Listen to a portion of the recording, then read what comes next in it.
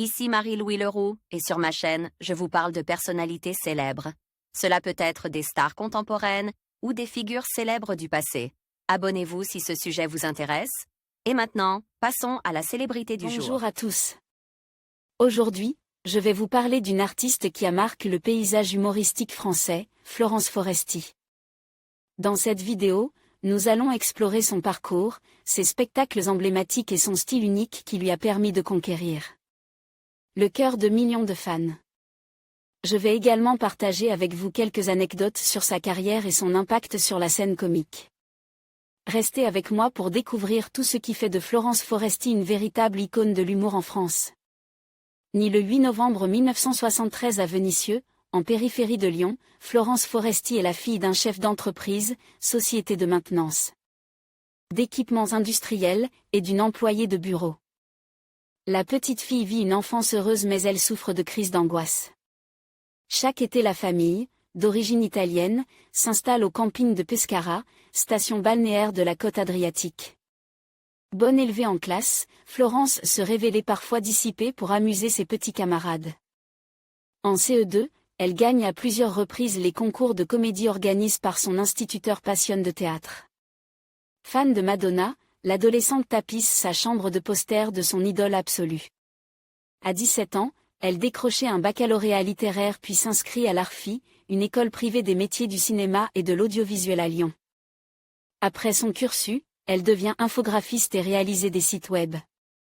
Parallèlement, elle s'inscrit à des cours de théâtre mais désertait rapidement les bancs de l'école dont elle trouve l'enseignement trop classique.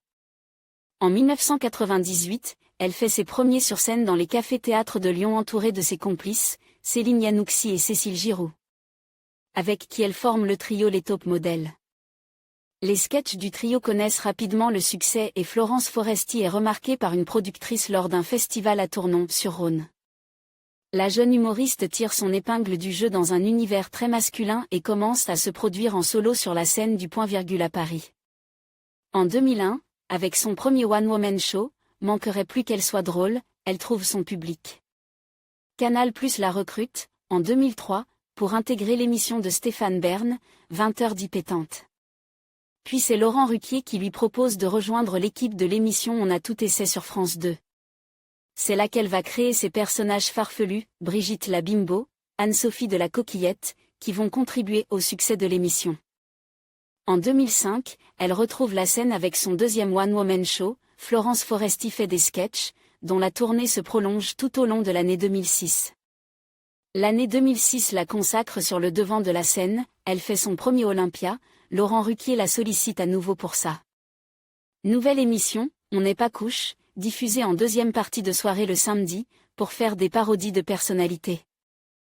Isabelle Adjani, Madonna, elle apparaît pour la première fois au cinéma dans Dickeneck d'Olivier Van Hoofdstad. Boulimique de travail, l'humoriste alterne le cinéma et la scène. Elle fait ses débuts au théâtre en 2008 dans La Pice Labribus mise en scène par Philippe Soyer. En 2009, elle décrochait son premier rôle important au cinéma dans King Guillaume de Pierre-François Martin Laval et présente son troisième spectacle Modeur Fucker, clin d'œil au t-shirt de Madonna porte après la naissance de sa fille, dédié à la maternité. Son one-woman show remporte le Globe de Cristal 2010 du meilleur spectacle. Après la comédie Hollywood, 2011, où elle donne la réplique à Jamel Debbouze, elle entame une nouvelle tournée avec son spectacle Foresti Party, retransmis pour la première fois sur Internet et dans les cinémas Gaumont en septembre 2012.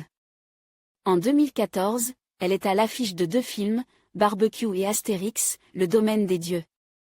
En septembre 2014, elle fait sa rentrée au Théâtre du Châtelet à Paris avec Madame Foresti. Le 28 février 2020, Florence Foresti endosse à nouveau le rôle de maîtresse de cérémonie des Césars, 4 ans après sa première expérience.